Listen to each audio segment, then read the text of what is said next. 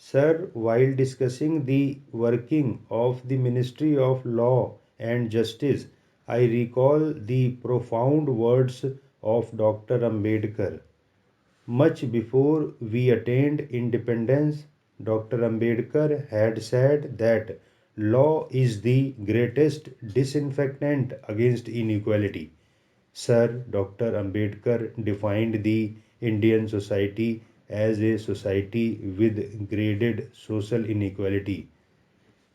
He wanted that the law should be used as an instrument for empowering the individual in our society. But in spite of a plethora of laws to protect them, the continued operation of scheduled castes and scheduled tribes is indicative of the failure of the state, failure of the government to use law as the greatest disinfectant against inequality as Dr. Ambedkar wanted.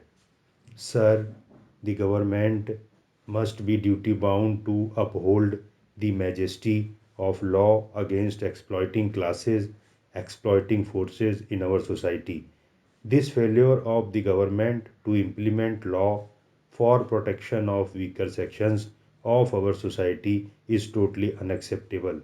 Sir, I would like to tell the House about a judgment which was given some back time acquitting all those who belong to Ranbir Sena in Bihar who were accused of the murder of more than 50 Dalits. They were murdered. It is a fact, nobody can hide it, but those accused were acquitted. Who committed that murder? Government is silent, law is silent. Some years back, Dalits were again murdered in Andhra Pradesh. All accused were acquitted and nobody has been punished, but Dalits were killed. What is the government doing or what is the law doing? That is what one should take note of while we discuss the working of Ministry of Law and Justice. These are bitter realities, harsh realities, and we will have to face these realities. In this regard, I think the government should take note of certain other issues. First of all, there are under trials, thousands of under trials who are mostly scheduled caste people, scheduled tribe people, and also Muslims. There is no charge sheet, no trial, but they are under trials and they are in prison. But our law is silent, the government is silent. This is the time that the Ministry of Law and Justice must play a proactive role, but it is not doing that. Sir, many issues have been raised here. Again, I quote Dr. Ambedkar. He said, law has to be in tune with the evolving society and culture.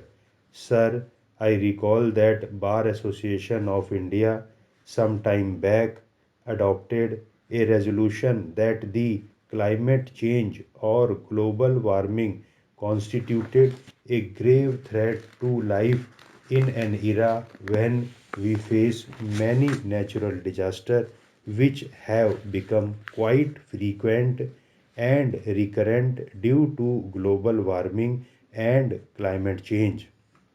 We need to have law and jurisprudence which would be consistent with the realities of life. There are demands from different states.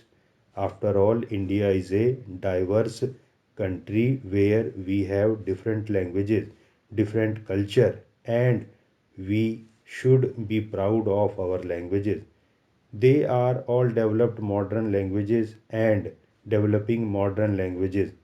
As my colleague said, Tamil Nadu is demanding that Tamil should be used as court language in High Court of Tamil Nadu and other courts of Tamil Nadu.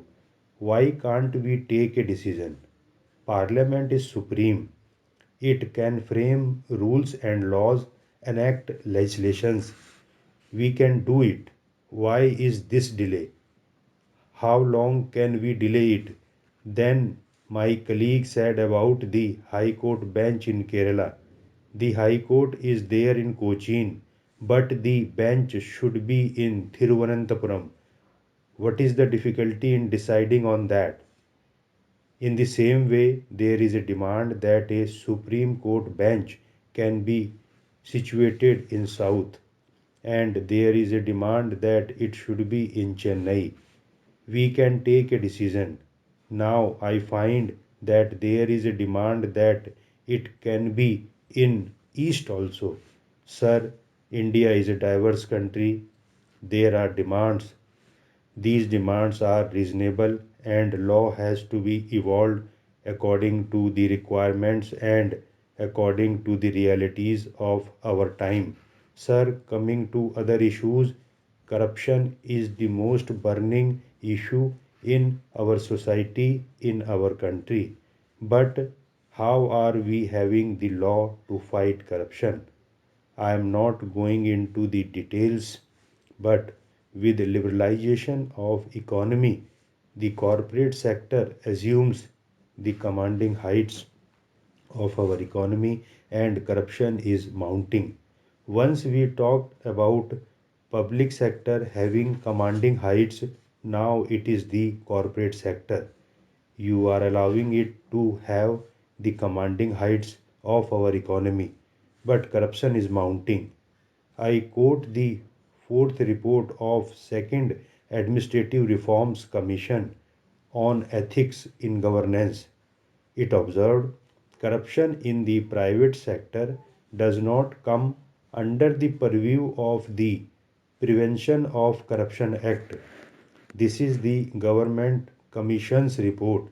It says as the corporate sector is considered to be the engine of economic growth in our country and is providing several services to people which were being provided earlier by the government. It is important to amend the law to bring the corporate sector within the ambit of the Prevention of Corruption Act.